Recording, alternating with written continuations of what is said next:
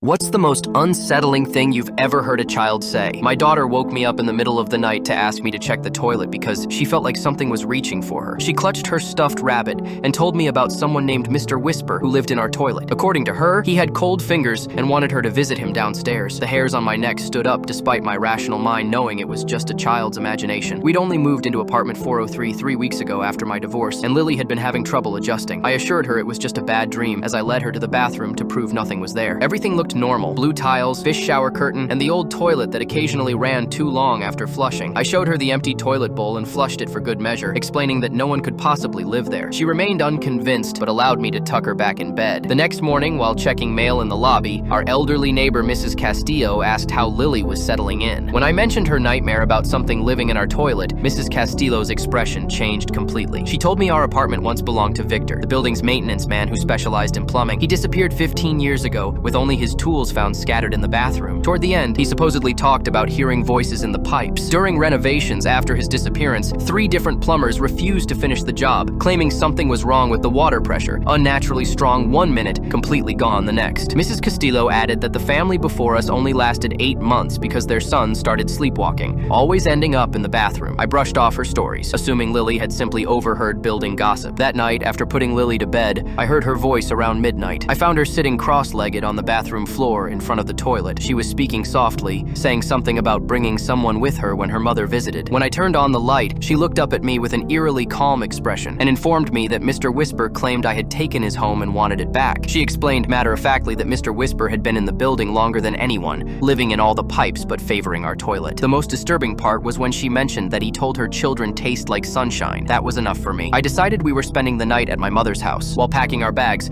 I heard a strange splashing sound from the bathroom. The floor was wet, water spreading outward from the toilet, not rushing like a normal overflow, but slow and deliberate, as if controlled. Floating on the surface was a small metal object. With shaking fingers, I picked up a corroded identification badge bearing the building's old logo and a name, Victor. I dropped it immediately, feeling a cold dread wash over me. Lily called from her bedroom, asking if she could say goodbye to Mr. Whisper. I grabbed our bags in her hand, not even bothering to lock the door behind us. The next day, I arranged for Lily to stay with her mother while I moved our things out. Returning alone to pack, I avoided the bathroom entirely. As I sealed the last box, Mrs. Castillo brought over cookies and mentioned she'd heard we were moving so soon. She confessed she should have told me more about the children, 3 who had disappeared from the building over the years. The only connection between them was that they all lived in apartments with bathrooms connected to the original plumbing stack that Victor installed, the one running through our unit. Last week, while tucking Lily in, she whispered something that made my blood run cold. She asked if I knew that all the water pipes in the city connect somewhere, then added that Mr. Whisper was learning how to travel.